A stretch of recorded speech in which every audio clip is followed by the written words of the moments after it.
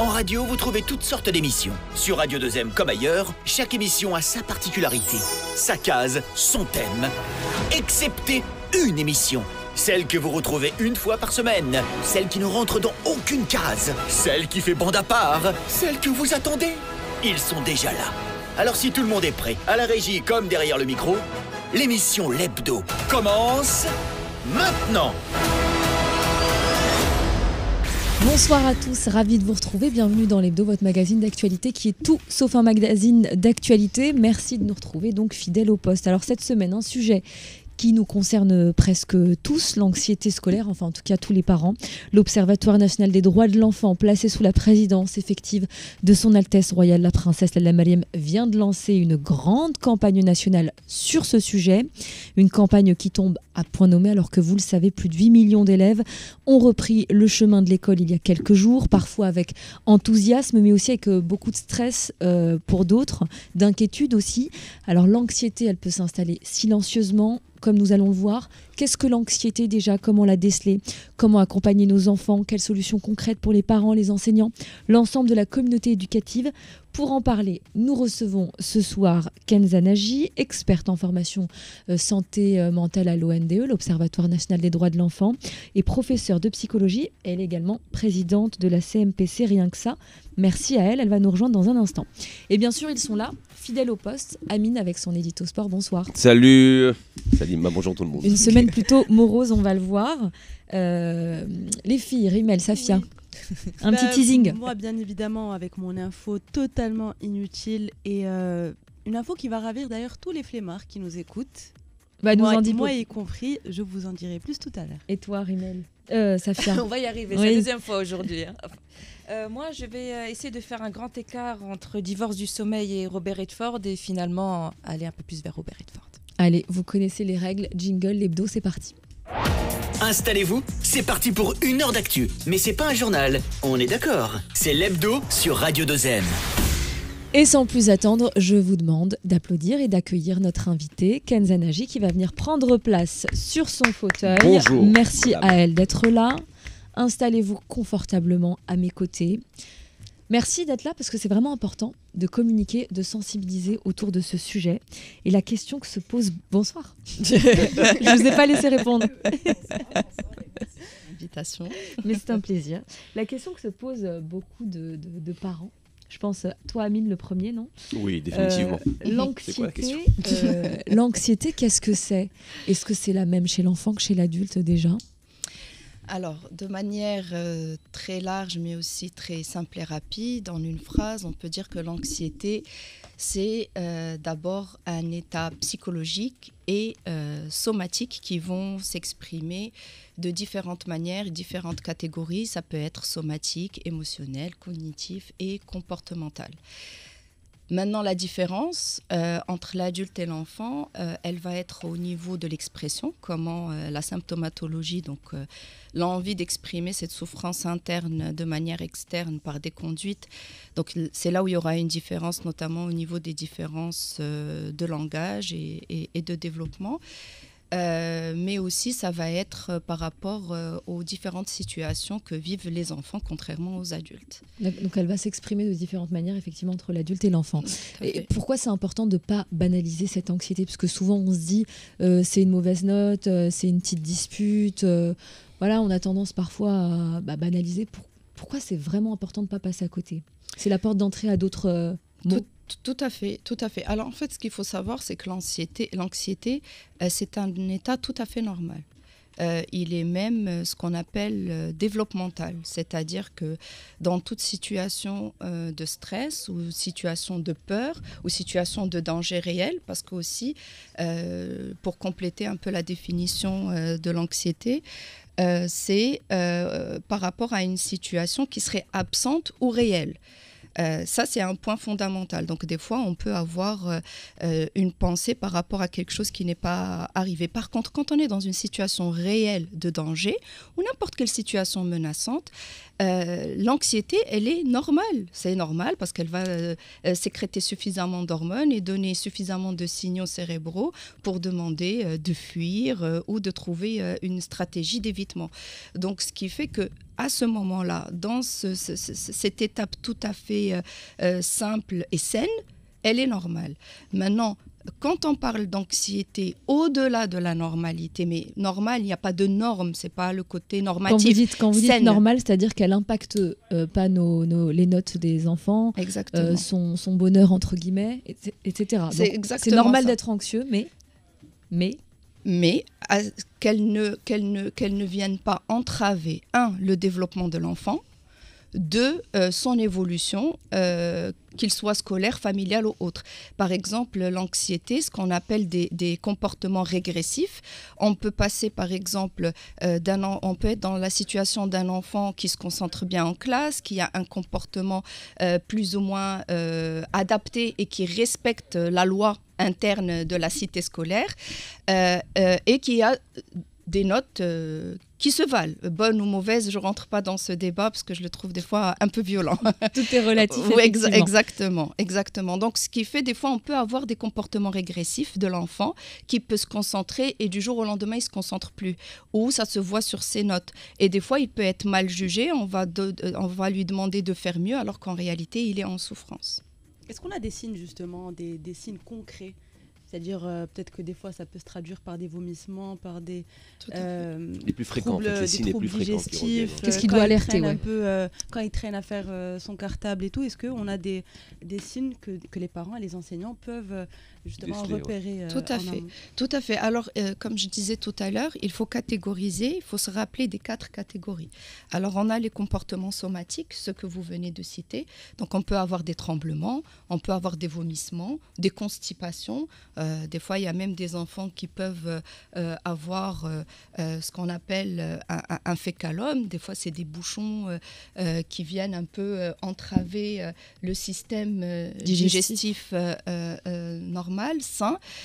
On peut avoir des problèmes d'énurésie. On peut avoir un enfant qui a connu la propreté et du jour au lendemain, il y a ce comportement régressif dont je parlais où il commence à faire pipi au lit.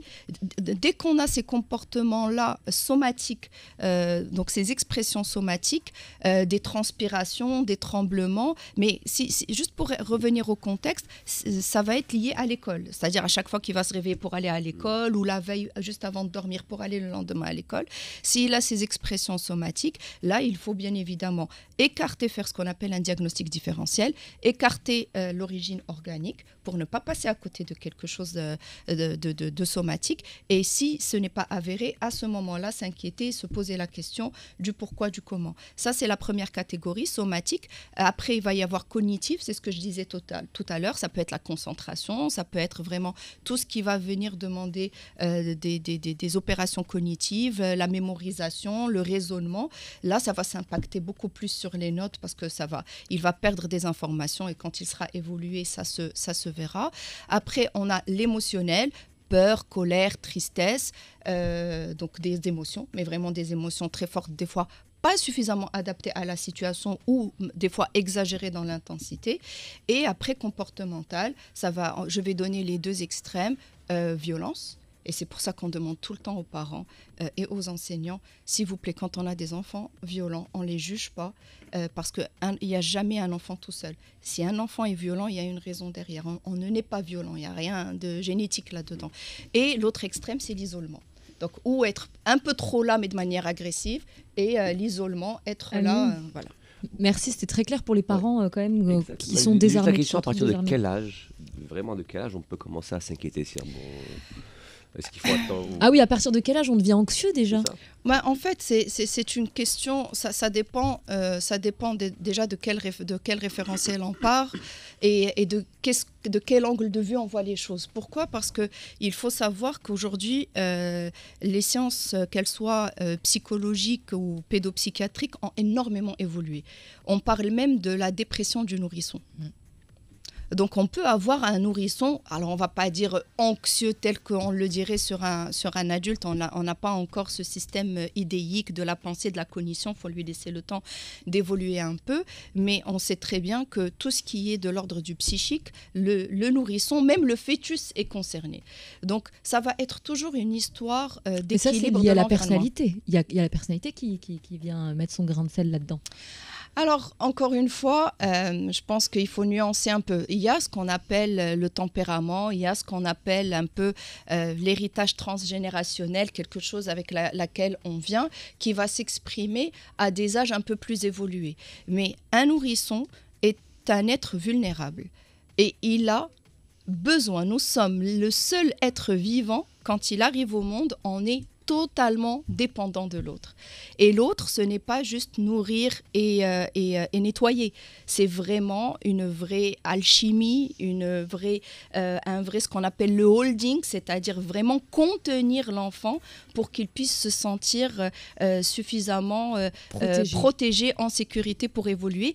Qui dit ça, dit se donner la possibilité d'acquérir toutes les compétences et les capacités au fil des tranches d'âge et pouvoir affronter le monde extérieur. Le mouchkil, c'est qu'on ne nous délivre pas avec un mode d'emploi. Donc on fait comment?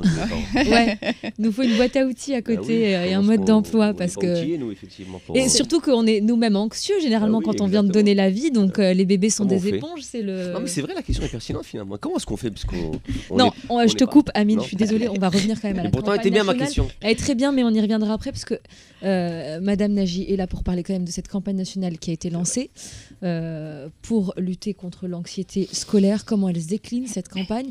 Il y a une capsule vidéo que je vous invite à découvrir sur les réseaux sociaux si vous nous suivez en direct sur Facebook, Instagram et compagnie. Comment se décline cette campagne? Pourquoi cette capsule de 11 minutes? Alors, effectivement, l'Observatoire national des droits de l'enfant a lancé le 12 septembre, donc 2025, une campagne nationale numérique. On insiste sur le numérique dans un premier temps, sur l'anxiété scolaire. Ce qu'il faut savoir, c'est que cette initiative s'inscrit dans la dynamique nationale impulsée par Sa Majesté le roi Mohammed VI, que Dieu l'assiste, qui va placer les droits de l'enfant au cœur des priorités, donc des politiques publiques. Et aussi, ce qu'il faut appuyer et dont il faut vraiment témoigner, c'est cette dynamique qui va prendre forme et corps grâce à l'engagement constant de Son Altesse Royale, la princesse Lalla Meriem, qui est présidente de l'ONDE et qui œuvre depuis plus d'une trentaine d'années à défendre l'épanouissement et les droits des enfants. Cette campagne en fait partie. C'est une des concrétisations de cet effort et de cet engagement. On a déjà fait celle sur le harcèlement scolaire. On fait énormément d'activités. Oui, donc, on peut citer Amine, aussi la question est décalée pour plus tard, mais même la classe des parents et la classe des mères font partie des activités que fait l'ONDE. Et le dispositif aussi psychotrauma en cas de drame, de viol. Exactement. Et en fait, cette campagne s'inscrit dans le cadre du dispositif psychotrauma de l'enfant, qui a trois volets. Donc, le surplace, le DNPTE, donc dans l'urgence où on va aider les victimes qui peuvent être victimes de traumatismes dus à des catastrophes, le préventif et les formations. On revient sur l'anxiété si vous le permettez. C'est ça. On reste sur l'anxiété. Oui. Donc le volet prévention. Cette campagne s'inscrit dans le volet prévention où, comme vous l'avez dit tout à l'heure, pourquoi cette campagne? Cette campagne, elle est préventive. On a toujours 3 volets de prévention, initiale, secondaire, tertiaire. Là, nous, on est dans l'initiale. L'initiale, c'est-à-dire on vise encore personne. On ne dit pas que tous les élèves à l'école souffrent d'anxiété scolaire. Mais c'est ça une belle prévention. C'est celle qui va venir en un temps pour éviter d'arriver à la secondaire et à la tertiaire. Donc on arrive avec cette campagne, on arrive à un contenu pour sensibiliser le corps donc scolaire, professionnel, administratif et professoral, et les parents, puis les enfants eux-mêmes. Pourquoi numérique? Parce que la tranche d'âge concernée utilise et s'alimente beaucoup plus de données, donc des réseaux sociaux et des plateformes numériques, que de bouquins et de livres. Et on en est désolé, mais c'est une réalité. Mais c'est une réalité. Mais aussi, quand c'est numérique, ça peut être vu par tout le monde et en même temps. Je peux juste vous inviter à visualiser une scène toute banale aujourd'hui, ou peut-être l'un de vous. Vous visualisez cette capsule avec votre enfant en même temps. Lui, il prend l'information, le papa aussi. Il y a une sorte d'identification et surtout, il y a une ouverture, une porte possible d'échange où enfin l'enfant peut s'exprimer, où le parent poser des questions et à ce moment-là comprendre et pouvoir agir en conséquence. L'anxiété scolaire, on n'en parlait pas il y a quelques années. Ça n'existait même pas en fait. Je pense, moi quand j'étais au lycée, on ne parlait pas du tout d'anxiété scolaire, c'était le fchouch. Bah, c'est pour ça qu'on est anxieux maintenant. C'était bien ça. C'est J'ai quand... pas osé te dire qu'on les réglait avec 2 torgnoles, mais c'était un peu Mais ça, c'était effectivement. ça, quand il y avait C'est un bien de enfant. pas oser dire ça. Mais c'est horrible, c'est-à-dire que malheureusement, moi au Parce qu'on a lycée, j'ai grandi eu un comme ça. décès à cause de ça. Il y a eu un décès à cause de cette anxiété scolaire, mais ça restait toujours dans l'idée du parent, du corps professoral, des élèves aussi, le fchouch. Est-ce que vous Comment sentez ça que s'est les tabous changé mentaux, en fait, ils sont en train... Oui, à quel moment ça s'est effectivement, changé, il y a eu ce déclic? Alors, pour vous répondre, Safia, j'ai envie de vous dire juste la santé mentale et la souffrance psychique dans son entier, globalité, n'était pas reconnue. Maintenant, non. Pour répondre à la deuxième question, les tabous se sont métamorphosés. On peut avoir des patients qui viennent du quartier d'à côté en plein milieu de Casa, comme on peut avoir quelqu'un qui paye le train, le bus, le car et je ne sais où pour venir d'une banlieue casablancaise ou même d'un petit village pour faire une psychothérapie. Donc les tabous sont en train de baisser. Maintenant, ce qui est malheureux, c'est qu'on continue à pointer les tabous et elle a peur d'être pris pour un, entre guillemets, fou ou un malade en allant voir un psychologue ou un pédopsychiatre ou un psychiatre. Non, c'est pas... Alors ça reste mon avis. Pour moi, c'est pas forcément la raison fondamentale. C'était le cas il y a quelques années, mais la raison principale qui empêche ces personnes, c'est plutôt la possibilité d'accéder à ces professionnels. Il n'y a pas suffisamment d'institutions. Le coût. Voilà, et la psychologie n'a pas encore son statut réglementaire, et donc c'est assez flou sur le terrain. Et donc pour voir un professionnel, donc déjà il y a des ressources humaines très très basses, notamment chez les pédopsychiatres par exemple, les psychologues aussi, cliniciens. On insiste que ce sont les psychologues cliniciens qui prennent en charge donc les souffrances psychiques en psychothérapie, et aussi un psychologue, il faut le voir dans le privé. Et on n'a pas forcément les moyens de payer une consultation dans le privé. Tout le monde n'a pas cette possibilité-là. Par contre, des fois, quand on va faire des campagnes, même dans les montagnes, on trouve les gens demandeurs. Ils veulent juste comprendre. Des fois, ils ont l'impression qu'on exprime ce qu'ils auraient voulu exprimer, mais ils ne savent pas comment l'exprimer. Et ça, c'est assez magique parce que c'est ça finalement. Montre le besoin. Déjà, ça, c'est thérapeutique. Déjà, ça peut... justement, le but de cette campagne, c'est de ne pas arriver justement de ne pas en arriver à la consultation, de prévenir, on va dire, d'installer ce lien de confiance. Vous nous avez conseillé tout à l'heure de regarder cette capsule avec nos enfants à la maison pour... ouvrir la communication. Vous insistez beaucoup sur l'importance de l'entourage. Qu'est-ce qu'on peut faire, nous, en tant que parents, quand on est anxieux? Moi, je lève la main parce que je suis une éternelle anxieuse, déjà de base. Comment on fait en tant que parents quand on se sent désarmé, quand on croise nos enfants, quand on travaille beaucoup et qu'on n'a que 5-10 minutes, et c'est la réalité chez beaucoup de familles aussi, je ne sais pas si c'est le cas autour de la table, quand on croise nos enfants 10 minutes par jour, qu'on rentre du travail à 21h et qu'ils sont déjà couchés, comment on fait pour ne pas passer à côté de quelque chose, à côté de l'anxiété ou quelque chose de plus grave? Vous venez de dresser un tableau assez complexe. En fait, ce qu'il faut savoir, c'est que ce n'est pas en termes de quantité, c'est en termes de qualité. Être soi-même anxieux, on va revenir à ce qu'on disait tout à l'heure. Est-ce une anxiété normale qui donne suffisamment d'énergie pour affronter la réalité de la vie, et il faut se dire que c'est au cas par cas, et il y a des personnes... Quand je disais anxieuse, c'est plutôt anxieuse de voir mon enfant anxieux, pas anxieuse tout le temps. Oui. Et ben vous voyez ça, vous voyez oui. ça c'est la différence entre l'adulte et l'enfant que vous me posiez tout à l'heure. La question que vous me posiez tout à l'heure. Un enfant va vomir, comme a dit Rimel, va avoir une diarrhée, va trembler, va avoir une insomnie ou une hypersomnie pour ne pas se réveiller le lendemain. Un adulte, il va avoir des craintes existentielles. Il va toujours anticiper que quelque chose puisse arriver. Encore une fois, il faut toujours nuancer. Si cette anxiété n'atteint pas l'adulte, la maman ou le papa ne lui fait pas de mal, ne l'empêche pas de faire quelque chose et ne lui fait pas nuire l'enfant, ça va. Quand ça nuit, là c'est complexe. Et donc comme on peut dire qu'un enfant on peut l'emmener voir un psychologue, le papa ou la maman peut s'emmener lui-même pour aller demander de l'aide. Très bien, merci pour votre question. Mais quelles sont les questions pour votre réponse? Je pense à mon autre question. Quelles sont les questions, quelles sont les questions qu'on doit poser à nos enfants quand ils sortent de l'école? Les bonnes questions. Alors, encore une fois... pour leur tirer les verres du nez. J'aimerais bien un peu changer une habitude qu'on retrouve parfois sur les médias, c'est de faire la leçon aux parents ou de venir avec des recettes déjà faites. Et ne pas faire la journaliste. Non, il n'y a pas... Je pense qu'il faut quand même laisser la liberté et l'autonomie aux parents de parler et de faire comme ils veulent. On ne peut pas venir donner un glossaire ou un dictionnaire de comment on dit. Encore une fois, l'important, c'est d'être là pour son enfant. Trouver un moment. Si on est à 21h, ils sont déjà couchés, eh ben, il y a le lendemain, il y a le week-end. Il ne faut pas se mettre trop de stress pression. Et culpabiliser. Ça ne fait qu'aggraver la situation. Il faut être autonome. Chaque parent est capable de parler à son enfant. L'important, c'est de prendre le temps et de s'intéresser. L'enfant qui voit un parent présent, pas que physiquement, présent, même s'il est loin, mais il prend le téléphone et il dit « Je t'appelle pour te faire juste un petit bisou et m'assurer que ta journée s'est bien passée, que tu n'es pas trop épuisé. » Des choses comme ça. Juste savoir que papa et maman sont là. Donc, si jamais il y a quelque chose, je sais qu'il y a cette possibilité de venir parler parce qu'il m'a ou elle m'a déjà ouvert la porte plusieurs fois. Pour garder ce lien de confiance. Oui. Ne pas le perdre. Et Oui. c'est d'autant plus compliqué. D'ailleurs, après, on parlera des adolescents.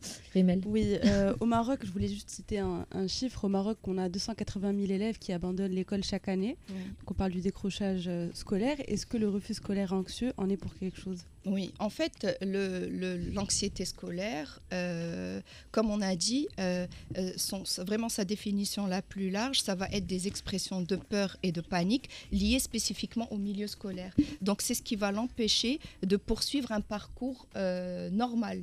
Et ça c'est une injustice. Et une des conséquences les plus graves, c'est de quitter l'école.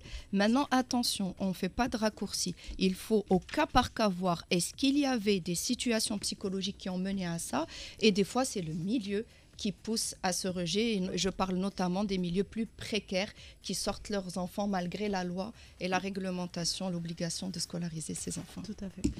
Alors, on va poursuivre évidemment sur la campagne, sur la capsule, etc. Comment est-ce que l'ONDE va au plus près des élèves, des étudiants, aussi, des élèves et des enseignants et des encadrants sur le terrain. Mais je vous propose d'aller faire un petit détour par Amine. Amine, à toi. Jingle. Y'a rien, ça joue. Amine, sur le terrain. La feinte. Les filles, est-ce que vous aimez le kitsch?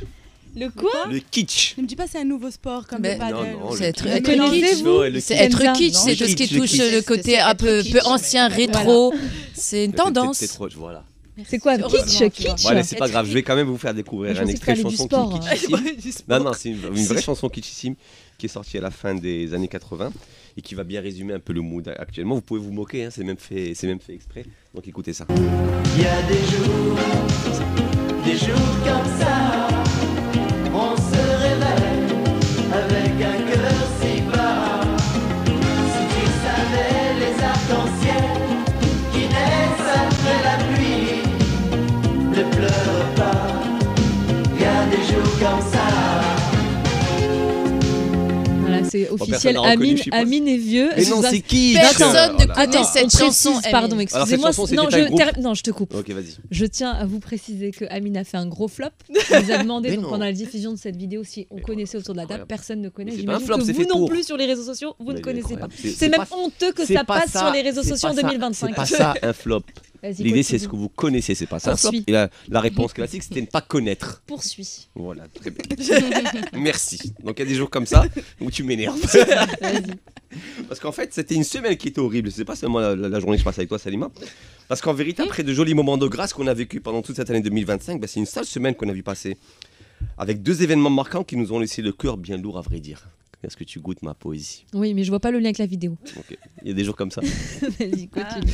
Le premier, c'est bien évidemment la défaite de Soufiane Bakkali au championnat mondial d'athlétisme à Tokyo sur sa distance fétiche, qui est le 3000. Parce que anxieux trop tôt m'a tellement fendu le cœur que je lui ai volontiers pardonné d'avoir failli claquer le mien. Donc mon petit cœur fragile à la fin de la course. Donc déjà avec ça, j'aurais dû me douter que la semaine allait être difficile, Salima.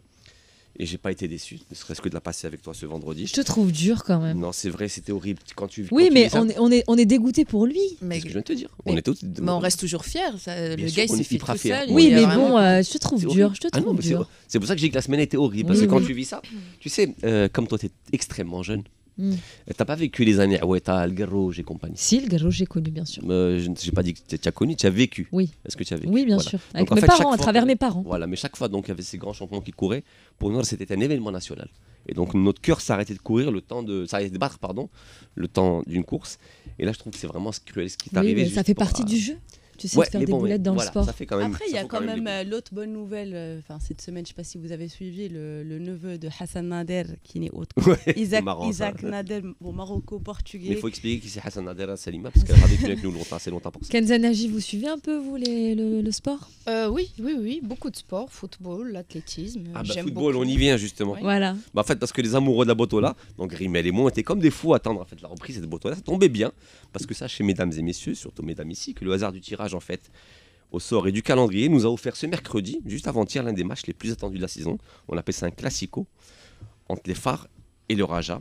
En tout début de saison, en général, c'est une bénédiction du bon Dieu, parce qu'on a eu un public de fous, des animations de dingue, des tifos, des craquages, une pelouse, quand même un tapis de billard, et même deux bonnes équipes de foot, ce qui est vraiment rare, relativement rare en début de saison. Mais comme il fallait bien qu'il y ait un truc qui vienne gâcher la fête et qui vienne rendre la semaine encore un peu plus pourrie, ben on a eu droit à un arbitrage vraiment dégueulasse de ceux qui viennent jeter en fait de la suspicion sur toute la compétition. Et Dieu merci, tout le monde a pris ça quand même la chose avec le sourire. Et même les joueurs en fait se sont des bisous à la fin. Tout ça pour dire quoi? Parce qu'on va revenir à cette histoire d'hommes, de civisme et de compétences. Et dire aussi que ça sert à rien d'investir des milliards de dirhams dans des stades flambant neufs qui vont faire notre fierté à la Cannes et à la Coupe du Monde, d'avoir des pelouses de qualité, des sièges comme ceux de notre salon, ben si derrière on n'est pas capable de crédibiliser notre produit phare, qui est la Botola avec des arbitres qui ne sont pas certifiés ISO. Parce que très honnêtement, ce qu'on a vu cette semaine à Casa est au mieux, à travers tout le pays, scandaleux de médiocrité, au pire un peu louche. Parce qu'honnêtement, c'était vraiment très mauvais. Et parce qu'une fois que le verre est dans la pomme, ben, il mange la pomme. Voilà, vous l'avez compris, à la chute horrible. C'est une semaine vraiment difficile. Heureusement qu'elle est l'hebdo et les filles que vous êtes pour adoucir tout ça. Voilà, bon week-end. Comment à vous ne tous. pas. Là, on est d'accord. La pomme. On est d'accord. Alors, quand tu fais. Non, alors, J'en perds les mots. Bah, c'est fait exprès aussi. écoutez-moi. Oui, On est d'accord qu'après sa chronique, on est anxieux.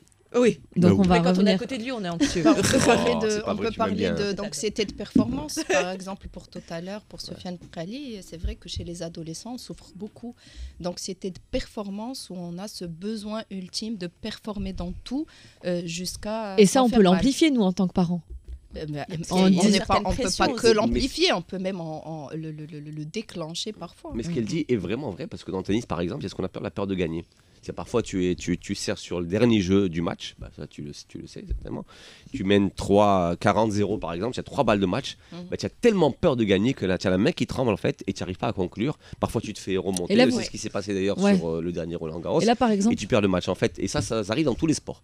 Le golf aussi, quand tu es voilà, sur le dernier trou, tu es devant. Bah, voilà, la peur de gagner en fait, cette anxiété. Mais je pense que sur le Brali, c'est juste une petite boulette qu'il a fait. En fait. Moi, c'est la Ouais, peur de ouais, faire du sport tout court. malheureusement. Et on l'embrasse très fort. Ah bon, tu connais L'idée, c'est de pas dire à nos enfants, faut avoir une bonne note, faut décrocher le 18, etc. Ça met la pression, c'est à bannir. Déjà, il faut. Mais ça vient Oui. d'où, hein Bah, excusez-moi, on n'est pas Oui. experts. Hein. Non, mais est déjà, là pour. il faut par rapport à quoi? Je pense que il faut, ça serait bien quand même de pouvoir accompagner. En même temps, maintenant, il faut savoir que le corps professoral, il est là pour ça. Les enseignants disent, arrêtez de travailler avec vos enfants à la maison. Parce que des Arrêtez fois, de faire les devoirs à la maison avec nos enfants. j'ai découvert qu'un enseignant avait créé toute une stratégie pour éviter que les devoirs soient faits à la maison parce qu'il réalisait que le fait qu'ils soient faits à la maison, ça ne faisait qu'aggraver la situation. Ça se transformait en moment de stress. Ben oui, et en même temps, est-ce qu'on C'est vrai que ça tous, m'arrive, moi. Des matheux, est-ce Quand qu'on la est tous séance des de devoirs physiciens Au cauchemar. vire au cauchemar, ouais. Ça, franchement, ça doit m'arriver une fois par semaine. Donc, je pense que je dois me remettre en question. Vous parlez des enseignants.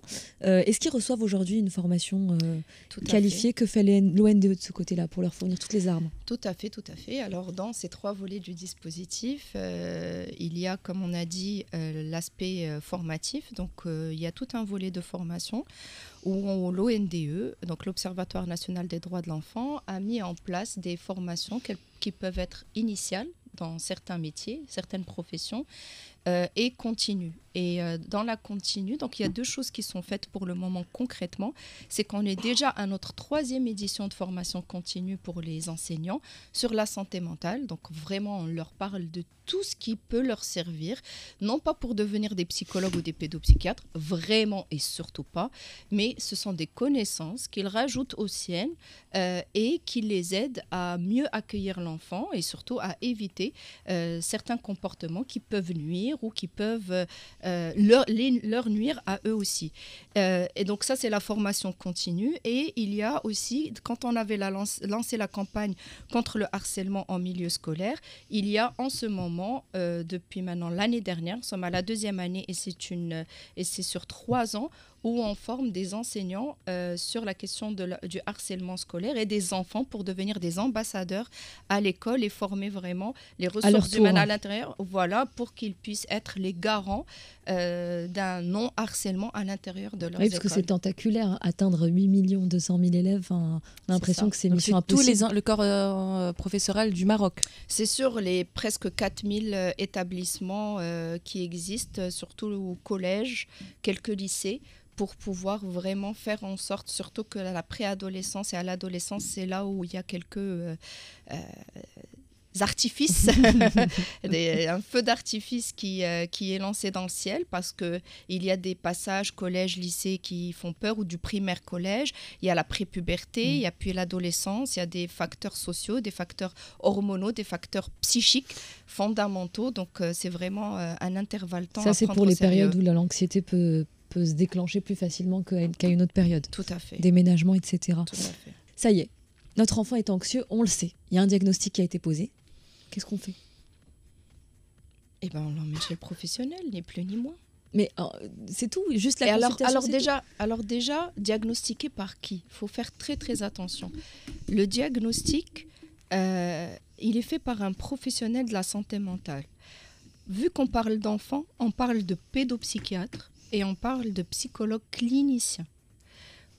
Ou de neuropsychologue clinicien parfois, si ça vient par le biais de certains troubles cognitifs, comme on a dit, concentration, raisonnement. Ma question, c'est une fois que c'est diagnostiqué par un médecin, comment on sort de l'anxiété, comment faire en sorte que notre enfant sorte de l'anxiété. Oui, mais c'est important pour moi juste de préciser ce point de la question du diagnostic, parce qu'on voit un vrai phénomène grave, qui peut d'ailleurs nuire à nos enfants, que le diagnostic soit posé par l'école ou par les parents. Ils ne sont pas habilités. On n'est pas médecin. Ils sont là. Même le psychologue n'est pas médecin, mais c'est des professionnels donc, de ces problématiques-là, de la souffrance psychique. Et donc, il faut toujours... Bien sûr qu'un enseignant, d'ailleurs, on les forme pour ça. Ils sont au premier rang, eux et les parents, pour détecter les signaux, d'où la question de la campagne et de sa nécessité. Parce que le meilleur entre guillemets traitement, parce qu'on ne parle pas de traitement comme un médicament, mais la meilleure façon d'aider et de prévenir, c'est un diagnostic précoce. Donc, les enseignants et les parents sont pour nous des acteurs principaux, fondamentaux qui peuvent sauver la donne. Maintenant, si cette barrière est passée malheureusement, si elle est perméable, donc effectivement, on peut détecter la souffrance, orienter vers un pédopsychiatre ou un psychologue clinicien, et si le diagnostic est posé, et ben là, c'est les professionnels qui décident est-ce que c'est un trouble qui va nécessiter un traitement ou une psychothérapie. Principalement, on médique très rarement les enfants. Non, pour l'anxiété, non. Ah. Mais de toutes les façons, moi, je ne suis pas habilitée. C'est au cas par cas, de toute façon. De toutes les façons, je ne suis pas habilitée à parler de médicaments. Je laisserai les collègues pédopsychiatres en parler. Mais ce que je veux dire par là, c'est qu'il est toujours... très difficile, et c'est pas dans la difficulté comme incompétence, non, c'est par acquis de conscience et par éthique de venir diagnostiquer très vite un enfant ou de le médiquer très vite, parce qu'on sait qu'un enfant est en voie de développement. Un enfant, il a ce qu'on appelle des angoisses développementales, donc des fois... Et qui sont normales, vous l'avez dit tout à l'heure. Elles sont saines, c'est-à-dire un enfant à 2 ans qui a peur de la nuit, et ben c'est un bon signe, ça veut dire qu'il est dans la bonne tranche, la bonne phase. Qu'est-ce qui fait que ça va être grave ? Ça serait que l'entourage réponde mal à cette angoisse-là. S'il est bien accompagné, écouté, entendu, contenu, comme on a dit tout à l'heure, l'angoisse, elle passe. Et puis, il passe à une autre. Avant, il peut passer à l'angoisse de l'étranger. Il y a plusieurs angoisses. Mais quand on dépasse et qu'on est dans le trouble, là, c'est les professionnels. Et répondre à votre question, je ne l'évite pas, c'est la psychothérapie. Ça va être des séances de psychothérapie avec le professionnel qui doit d'abord faire une analyse de la situation, comprendre les facteurs impliqués et à ce moment-là, continuer à prendre en charge l'enfant. Merci Kenza pour ces conseils. Est-ce que vous aimez le 7e art? Est-ce que vous aimez le cinéma? Qui peut dire non? Qui peut dire non? Ça claque. Allez, jingle. Quand elle part en live, difficile de la contrôler. Dérapage contrôlé avec Safia. Oh, allez, il nous reste pas beaucoup de temps. Alors, comment vous dire? On parle d'anxiété scolaire, mais on en parle de mon anxiété quand chaque semaine, Salima m'envoie des messages sur le dernier post qu'elle a vu et qu'elle trouve pertinent pour mes chroniques. La semaine dernière, c'était une gestion des finances du couple plus équitable. Et il y a 2 jours, le divorce du sommeil, à savoir qu'un couple fasse chambre à part. Salima, est-ce que ça va dans ton couple? Oui, ça va très bien. On en reparlera peut-être après. Je vais le faire à la Marion Cotillard. Et toi? Comment ça va? Ça va. Et en même temps, Léa Salamé pour ceux qui n'ont pas la ref. Hein. oui. Et en même temps, Fathia Laouni, donc notre boss, qui me dit de faire un hommage pour Robert Redford. Alors, comment faire le lien entre les deux? Je sais que je suis souple, mais là, le grand écart est difficile. Donc oui, Madame Nagy, j'ai eu la migraine, des nausées et des frissons face à cet obstacle. Par contre, je n'ai pas fait pipi au lit, enfin pas encore. Donc pour m'en remettre, je me suis embrouillée avec Amin Rahmouni, ici présent, qui aime se vanter du fait qu'il a été figurant dans Spy Game, le film de Robert Redford et Non, Brad pas- Pitt. Non, avec Robert Redford et Brad Pitt. Ah oui, avec Robert Redford et Brad Pitt, tourné à Rabat. Et Amin, Casa. T'es loupé dans les grandes largeurs, Ouais. mais c'est pas grave. pas grave. Ça, c'est un gros flop. Bah, c'est pas grave. On s'en fout, il C'est pas était grave. figurant, mince En alors. plus, attends. Et Amine, j'ai trouvé le point commun entre toi et Robert Redford. Tous les deux, vous n'avez jamais remporté d'Oscar pour votre jeu d'acteur. Ouais, c'est vrai. Voilà. Et l'âge, non Tu Non. vas pas le faire Non, je vais pas le faire. Il est mort quand même. On veut te garder un petit peu, pas trop. D'accord. Bon, je dérape, mais je me contrôle. Et finalement, je vais rendre un hommage à ma façon à Redford. Ce monstre du cinéma qui a joué dans une 50aine de films et en a réalisé une dizaine n'est pas qu'une belle gueule. Enfin, une très belle gueule. D'ailleurs, Donald Trump a écrit sur son réseau social que durant une période, donc Robert Redford, était le plus sexy. Pas sûr qu'il aurait kiffé parce que démocrate et déclaré activiste écologique, l'acteur, réalisateur et producteur américain, Robert Redford n'a jamais été tendre avec le président des États-Unis. Pour lui, Donald Trump était digne d'un dictateur et c'est là que je trouve le point commun entre lui et moi. Donc pour cette tête bien faite et bien pleine, la vie n'a pas été un long fleuve tranquille. Enfant unique d'une mère aimante mais malade et d'un père travailleur mais émotionnellement absent, il a été frappé par la polio et est resté paralysé un bon moment. Il sera aussi marqué par la perte de son premier enfant dû à la mort subie du nourrisson. Il perdra un 2e enfant plus tard des causes du cancer. Il a eu du mal à trouver sa place dans le monde. C'est certain que lui, il avait de l'anxiété scolaire. Après avoir fréquenté pendant un certain temps des gangs de rue de Los Angeles et volé quelques voitures, Robert Redford, alors adolescent, s'enfuit en Europe pour étudier la peinture et dérive entre Paris, Rome et le sud de la France. C'est le métier d'acteur qui lui donnera finalement un but et il est retourné à New York pour étudier l'art dramatique. Droit dans ses baskets, il a toujours voulu donner une voix à ceux qu'on n'entend pas et grâce au Sundance Institute, une organisation à but non lucratif qu'il a fondé, qui sponsorise le festival du film Sundance, qui se tient chaque année. L'esprit d'ouverture de Redford perdurera. Un homme simple dans la vie et dans la mort, il a été catégorique pour son enterrement. Pas de tapis rouge, pas de caméra, pas de cirque hollywoodien. Hâte de voir des biopics de sa vie parce qu'il pourrait en inspirer plus d'un. Pour moi, Robert Redford, c'est le grand-père qu'on aimerait tous avoir. Pour lui, par exemple, je le cite, « Les problèmes peuvent devenir des opportunités lorsque les bonnes personnes se réunissent ». Une phrase qui pourrait aussi bien clôturer votre vidéo sur l'anxiété scolaire. Bravo. Une question. Toutes les chutes sont bizarres elles sont aujourd'hui. louches, ouais. Qui vous verrez dans un biopic de Redford? Pas Amin Rahmouni, déjà. C'est certain. Triple flop. On s'en fout. On a parlé de cinéma. On va parler de télévision. Quand on parle d'anxiété, très sérieux, c'est très sérieux. On parle souvent de vécu, alors que l'anxiété, elle peut aussi s'installer à cause d'une actualité très lourde. Il y a eu le Covid, il y a la guerre à Gaza, les images sont terribles. Et nous, il y a un truc qui est très culturel chez nous, les Marocains, c'est que la télé reste allumée pendant les repas. On fait quoi? On filtre les images, on éteint la télé, on communique avec notre enfant. Sur ce point, très précisément. Très précisément, il faut éteindre la télé. Quand on était pendant le Covid, il ne faut pas regarder les chiffres. Et la télé ne nous impose pas sa présence. C'est nous qui l'allumons, c'est nous qui prenons notre téléphone pour aller sur les réseaux sociaux et voir les images. C'est nous qui choisissons de quoi nous alimenter. Donc, exposer nos enfants à ce genre d'images. Un JT, par exemple, est-ce qu'il est adapté à un enfant de 6 ans? Bien sûr que non. Déjà, il y a la question des écrans qui est adaptée en fonction des âges. Est-ce qu'il faut un temps de télé et une télé pour être allumée pour rien? Non. On peut permettre à un enfant de regarder la télé 6-7 ans, oui, c'est possible. Mais au moins qu'elle soit utile, qu'elle soit pédagogique, que ce soit... Si on prend ce temps d'écran où il y a de la lumière, des images qui vont très vite, où il y a forcément des choses qui vont pas, qui vont avoir un impact parfois, pas tout le temps. Hein. Je suis pas en train de dire que c'est sur tout le monde, mais en tout cas, utiliser la télé, il faut filtrer pour les enfants. C'est une responsabilité fondamentale. Vous le dites comme si c'était une évidence, alors que chez 80%, bon, c'est un chiffre que je balance comme ça, évidemment, on n'a pas les chiffres, mais la télé reste allumée. Non, mais sérieux, on parle de quelque... Non, mais c'est une réalité, les gars, réveillez-vous, 2M, etc. Toute la journée à la maison, avec les enfants, des images terribles de violence, de meurtres, d'attentats qui dans le monde. C'est une réalité, ça. Alors, déjà, c'est grâce à vous que tous ces gens-là vont changer à partir de maintenant. Parce qu'en posant cette question et que maintenant ils sont bien au courant. Félicitations de ma direction générale, éteignez la télé. Non, pendant le JT s'il y a des enfants. Sinon, si les adultes sont tout seuls, allumez-la et regardez et renseignez-vous sur ce qui se passe dans le monde. Mais pour les enfants, non. On a une énorme responsabilité. Un enfant n'est pas là pour subir les désirata des adultes autour de lui. S'il y a des images, non. Il faut faire très attention. Et même à soi-même. Même en tant qu'adulte, quel est l'objectif de regarder des images violentes? Parce que je ne pense pas que le JT deuxième passe des images violentes. Là, il faut aller les chercher, soi-même dans les réseaux sociaux. Quand je dis violente, bien sûr, mais je parle par exemple juste d'images de guerre.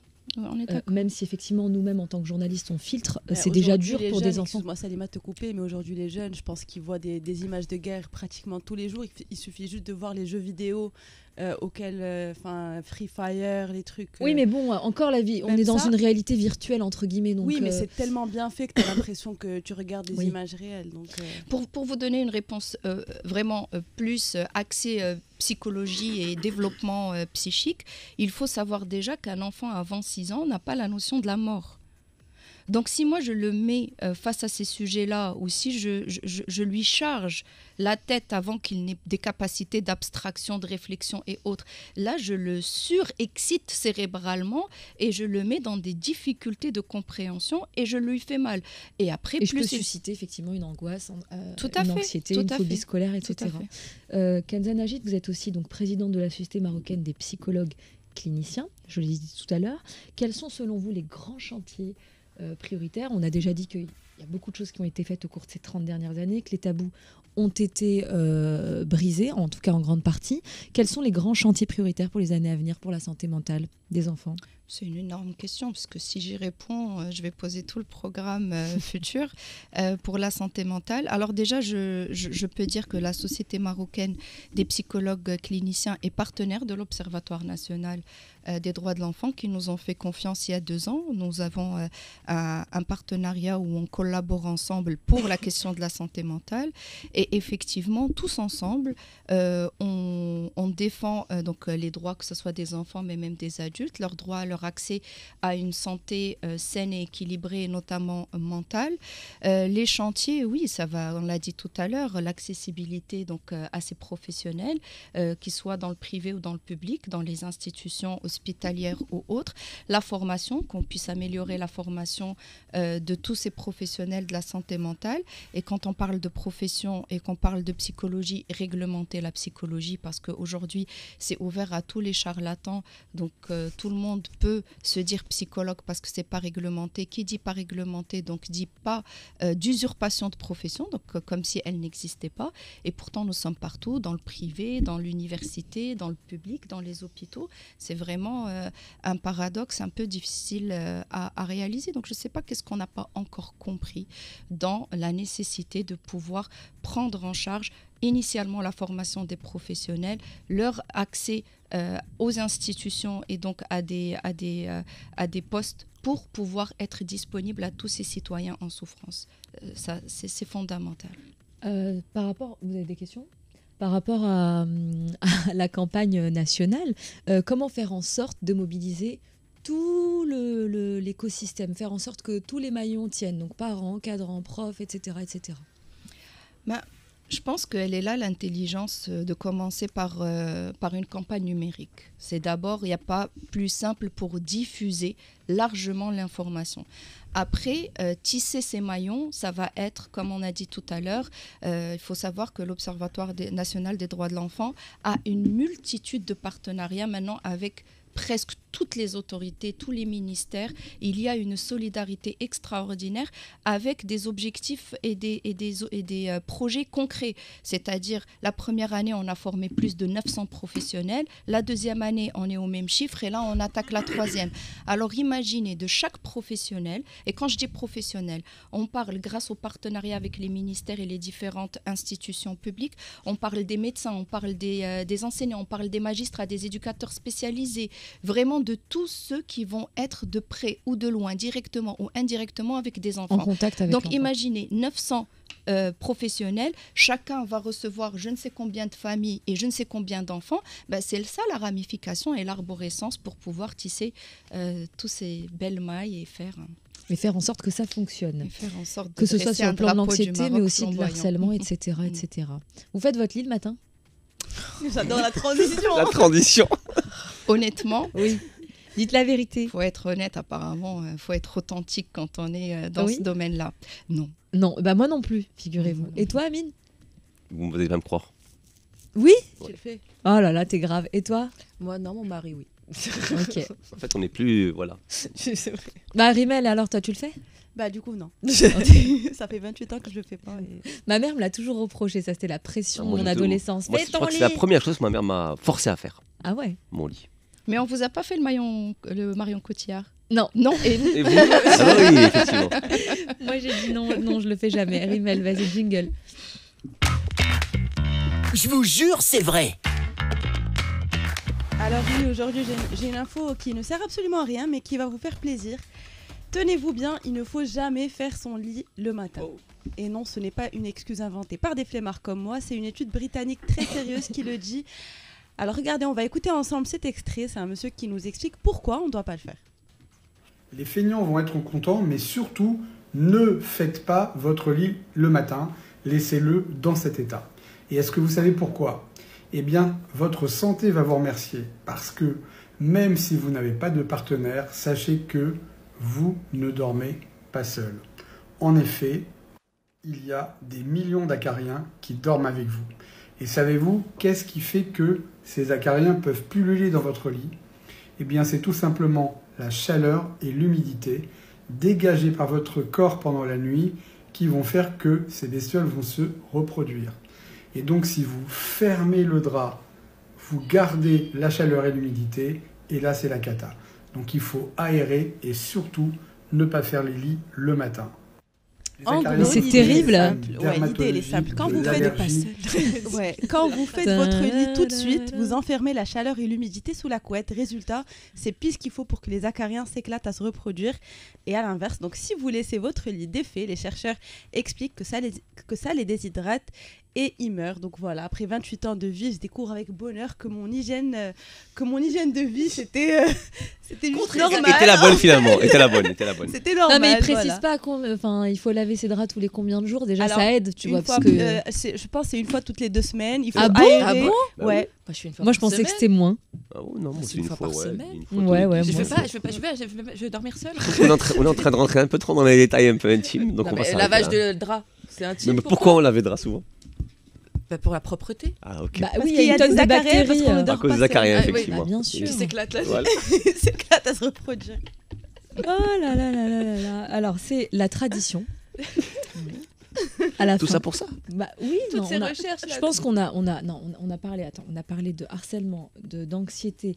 Ah, tout à l'heure, je vous ai coupé la parole pour le dispositif psychotrauma, méga important. Est-ce que vous pouvez nous en parler rapidement? Oui. Alors, ça fait 3 ans qu'il existe. C'est quand même un dispositif historique. Jamais un dispositif aussi ciblé santé mentale n'a été mis en place.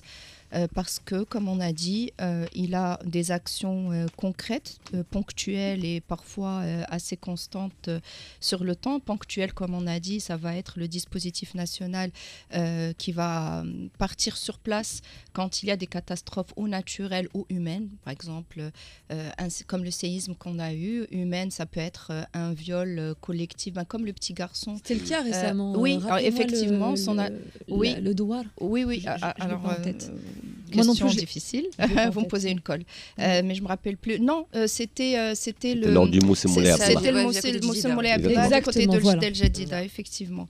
Et donc, effectivement, Son Altesse Royale, la princesse Lalla Malim, a demandé à ce que le dispositif puisse se déplacer et donc prendre en charge ce petit enfant. Et quand on dit petit enfant et quand on dit village, c'est prendre en charge un peu tout ce qu'il y a autour pour pas alimenter la polémique, pour pas faire des choses un peu communautaires qui pourraient nuire à la famille, à l'enfant et à tous les villageois, et protéger l'enfant et sa famille. Et donc ça c'est donc pour le DNPTE. Sinon pour la prévention, comme on a dit, alors pour répondre à la question d'Amine tout à l'heure, il y a des classes de mères qui peuvent être aussi des classes de parents où on sensibilise sur des sujets importants pour prévenir quelques difficultés relationnelles et donc d'éducation entre les parents et leurs enfants, la question des violences, la question de la maternité, post-maternité, toute la période périnatale et autres. Et donc la campagne harcèlement, ici la campagne anxiété scolaire et le volet formation. Là, c'est comme je vous l'ai dit, on peut aller ou sur des formations initiales, et ça c'est extraordinaire, ça veut dire qu'on va intégrer des modules de psychologie, de pédopsychiatrie à l'intérieur des cursus de formation de professions tout autres, magistrats, enseignants à l'éducation nationale et autres, mais plus largement, ça va être des formations continues où on fait le tour du Maroc, où on touche à toutes les régions du Maroc pour pouvoir sensibiliser sur des questions de santé mentale pour pouvoir aider ces professionnels à accueillir, comme je vous ai dit, directement ou indirectement les enfants. Tout ça dans l'intérêt fondamental de la santé mentale de l'enfant. Qui dit mentale dit physique aussi parce qu'elles sont en interaction mutuelle. Comme le veut la tradition, nous vous offrons 1 minute. Vous avez carte blanche pour dire ce que vous voulez, ce que vous avez sur le cœur, en tant que psychologue, mais aussi en tant que femme et maman.